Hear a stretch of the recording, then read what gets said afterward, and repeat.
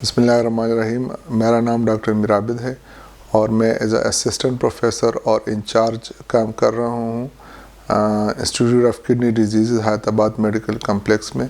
उधर हमारा अपना यूनिट है मर्दाना कमज़ोरी और बांझपन के हवाले से।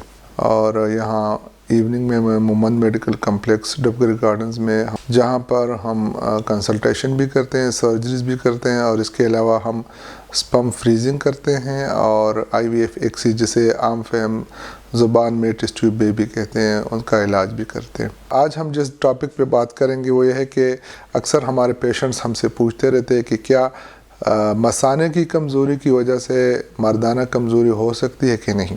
तो इसके हवाले से मैं ये बात करूँगा कि मसाने की कमज़ोरी का मर्दाना कमज़ोरी के साथ कोई ताल्लुक़ नहीं है। मसाने की कमज़ोरी तब होती है जब पेशाब बार बार आता है या पेशाब कोई रोक नहीं सकता या पेशाब इतना बढ़ जाता है और फिर भी मरीज़ को ये एहसास नहीं होता कि उसका मसाना बढ़ चुका है, और या पेशाब मसाने में कम भी होता है लेकिन फिर भी मरीज़ कहता है कि मुझे फिर भी पेशाब आ रहा है। तो ये बाज़ ऐसे पैदाइशी मसाइल होते हैं, बाज़ टाइम के साथ पैदा हो जाते हैं, बाज़ एक्सीडेंट की वजह से या सर्जरी की वजह से मसाने की कमज़ोरी पैदा हो जाती है।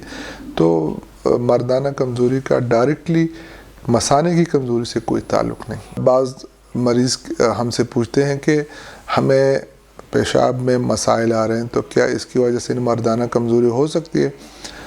तो ये एज पे डिपेंड करता है और उसके अलामात पे और उसकी बीमारी पे डिपेंड करता है। अक्सर बीमारी ऐसी होती है जिनका उसके साथ कोई ताल्लुक़ नहीं होता मसाने की कमज़ोरी या पेशाब के बार बार आने से, लेकिन जब उम्र बढ़ जाती है और प्रोस्टेट बढ़ जाता है तो उसकी वजह से फिर मर्दाना कमज़ोरी वाक़ई हो सकती है।